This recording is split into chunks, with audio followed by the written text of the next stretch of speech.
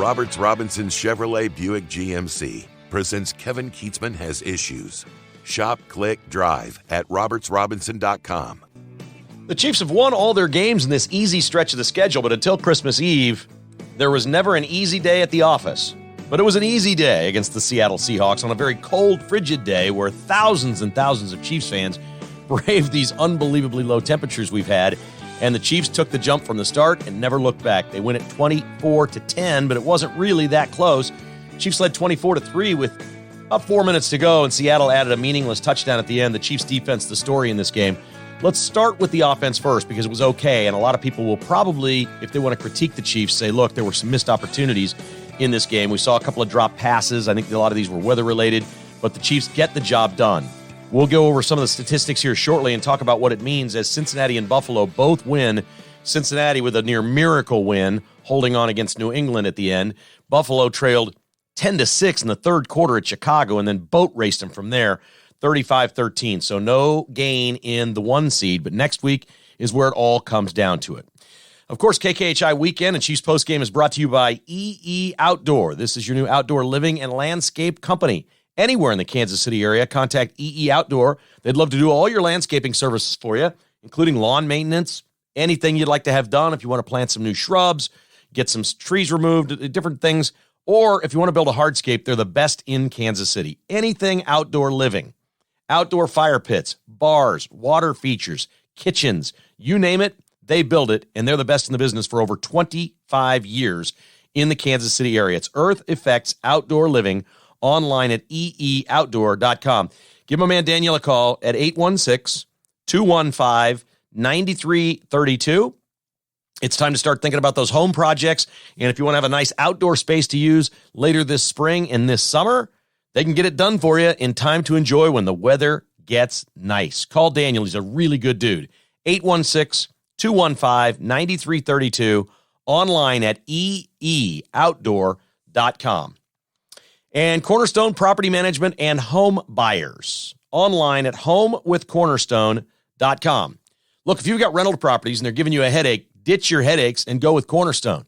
They can manage anything from vetting your tenants to collecting rent for you to doing all the repairs and managing this for you for one low fee. If you're a busy person, you got a whole bunch of stuff going on and you got rental properties and they are taking too much of your time, call Cornerstone today. Find out everything you need to know about G.W. Weld and his outstanding organization online at homewithcornerstone.com.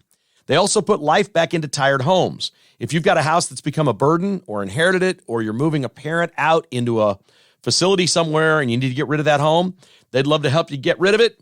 They'll buy that house, and then, of course, they'll fix it up and sell it. Flip it, they say. Don't think of your house as ugly. Think of moving it with Cornerstone Property Management and Home Buyers, online at homewithcornerstone.com. Appreciate both of them for being the sponsors of KKHI Weekend and this edition of Chiefs Postgame as the Chiefs win their 12th game of the season. That is 5 years in a row.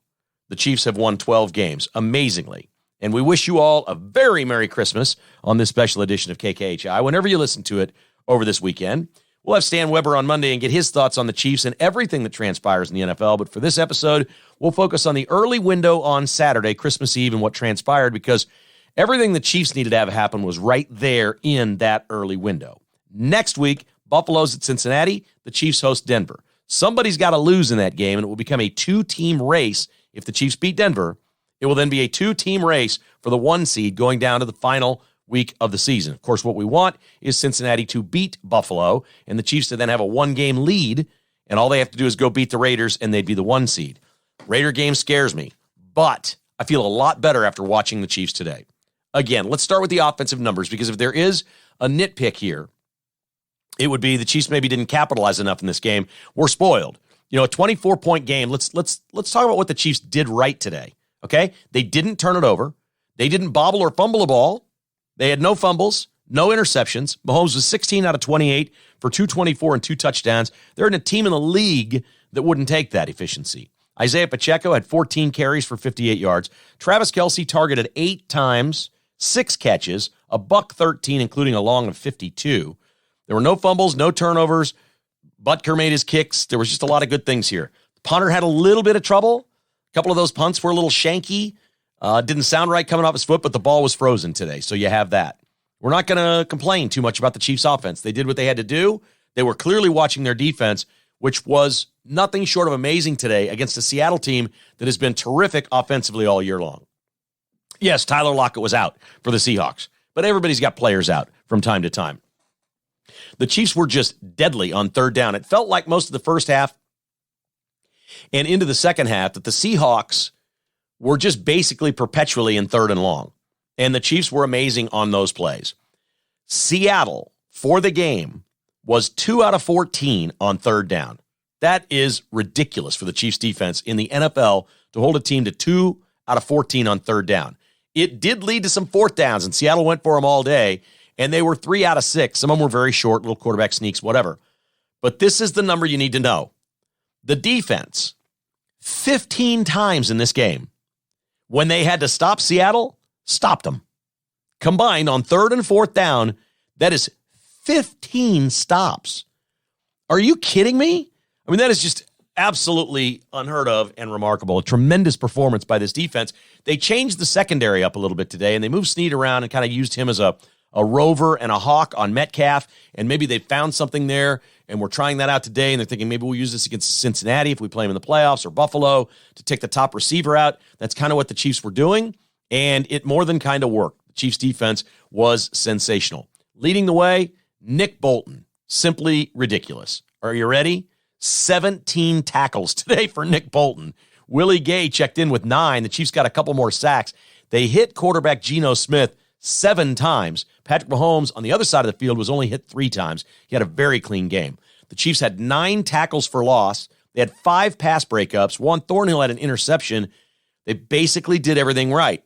The field goal that Seattle got in the first half, their only score of the first half, only happened because the Chiefs committed a penalty when they stopped Seattle on a fourth down play. They had stopped them on another fourth down, but there was a penalty on that play, and it turned out to be a killer because it led to a field goal a little bit later in that drive for the Seattle Seahawks. So I just don't know what else you can say about this defense. And do not just scoff at this and say, well, it was freezing cold, and Seattle didn't have their receiver. Seattle's a real team, okay? They're in a bad way. They've lost a few games in a row here. They were pretty easily in the playoffs at one point. Geno Smith, about a month ago, was the number 1 passer in the NFL. They're not that right now, and we could see that, but I didn't expect this. I don't think anybody expected the Chiefs defense, even with the weather and everything else, to look this good. I expected them to play well. I expected a lower scoring game because of the cold. I expected the Chiefs to go out and run the ball, and they did. They handed it to Pacheco 14 times, which is a lot, and the Chiefs were committed to running the ball, taking care of the ball, and playing kind of a safe game today, and it makes sense because right from the start, you could see that the Chiefs defense was going to be terrific against Seattle. The big picture takeaway here is this is how you have to win in the postseason. If the Chiefs can get the 1 seed and they can play turnover-free ball at home, take care of the football, not commit very many penalties, because they had 1 penalty that really hurt them today. It led to a field goal. 1. But they still had a long way they had to drive. They gave up some big plays. It wasn't like it was right there at the edge of the scoring zone. Seattle had to go get some more yards to score and get the field goal. So the Chiefs had a chance still to stop them, even after that penalty. But it did keep a drive alive for Seattle. And it was a bad penalty. Bad penalty. Only really bad play of the game for the Chiefs was that penalty in the first half where they had stopped them on fourth down. It was the only one. This is what you have to do in the postseason. So the Chiefs have been to 4 straight AFC title games at Arrowhead Stadium, and they've won 1 Super Bowl. I've commented several times, that's not very good. That really isn't. They've got a chance with 2 more wins to be at home all the way through again this year. The reason the Chiefs have not won more Super Bowls in this era of riches and excellent play by Patrick Mahomes in this offense is they can't really go beat you with their defense. What I saw today was a team that is revamping, reshaping. The pass rush was good all day long. They didn't have to blitz to create pressure. They forced Geno Smith to get it out of there. They hit him all day long. They roughed him up. He got injured at one point. It was questionable whether he was going to come back. They did all of these things the right way. They won the takeaway battle, and I don't even think that's a prerequisite in the postseason. Yes, if the Chiefs got at least 1 more takeaway than their opponent in every postseason game, then I think they just roll right through and win the Super Bowl. I do. But they don't have to be that team if they're playing at home and they can stop teams. Again, 15 stops in this game is just ridiculous. On third and fourth down, 15 times the Chiefs stopped the Seahawks. That's just unbelievable and outrageous when you think about it. So this is the formula you need in the postseason. If you're going to have Cincinnati or Buffalo come in here, or even the Dolphins or whomever may be coming in, or the Chargers, goodness sakes, I don't want to play them. But should they come in, this is the way to play it. I know we love the offense. We all love scoring 40 points. We love Mahomes throwing for 400 yards and 5 touchdowns and all that stuff. That's all great. This was clean, drama-free, easy against a good opponent, not a great one, easy against a good opponent, late season, cold weather, National Football League winning football. That's what it was. This is traditionally how you do it in the postseason. To me, this was a thing of beauty. The team that commits too many penalties, the team that turns the ball over, the team that does all the silly, sloppy things, did none of those things today. None.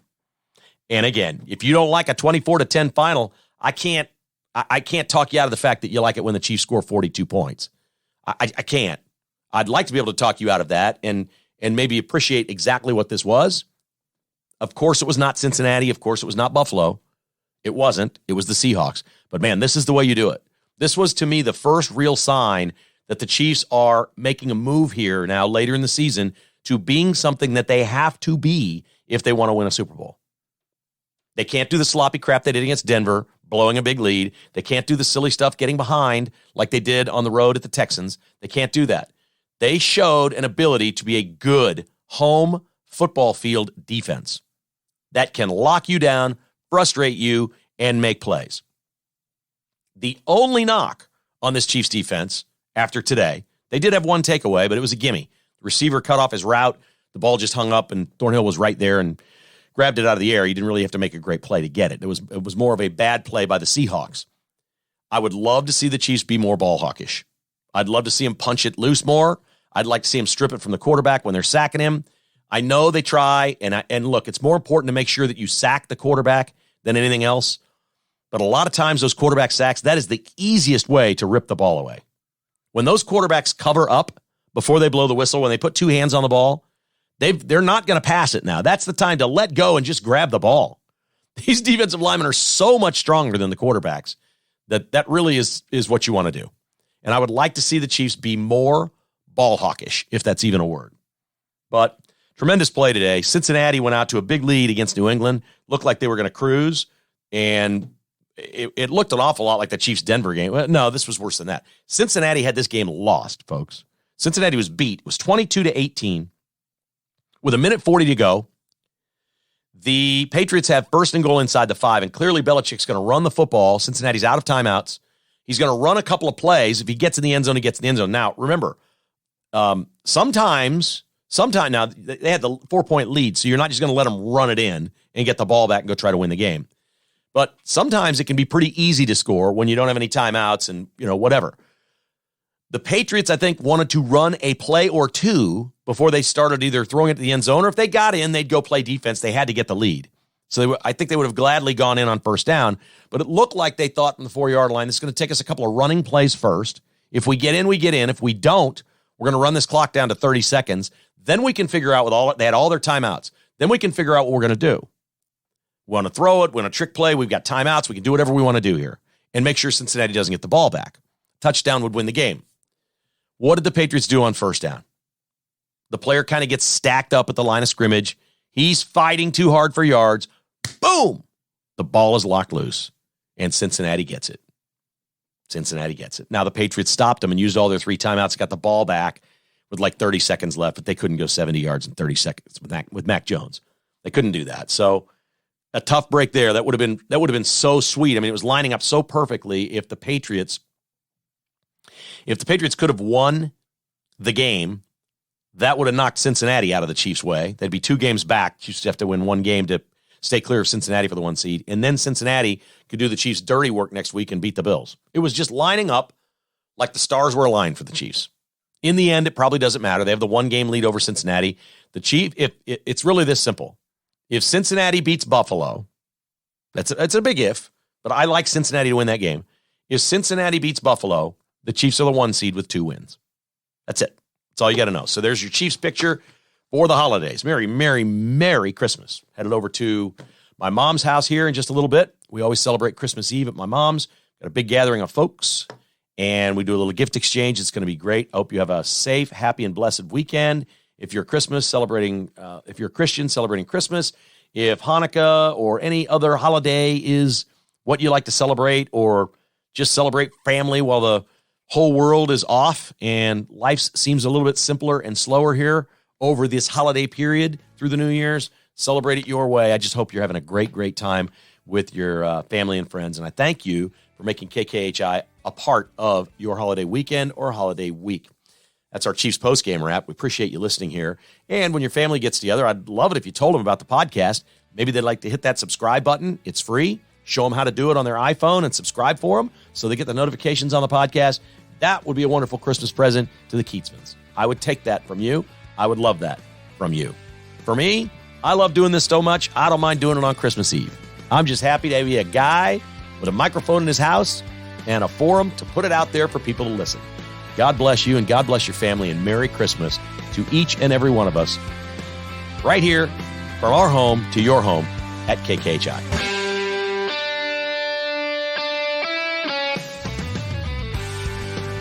Thanks for listening to Kevin Keatsman Has Issues, presented by Roberts Robinson Chevrolet Buick GMC. To get exclusive patrons-only podcasts, receive a weekly newsletter, and attend in-person patrons-only parties, visit kkhasissues.com and become a patron today. This has been a production of Crooked Tail Media Incorporated.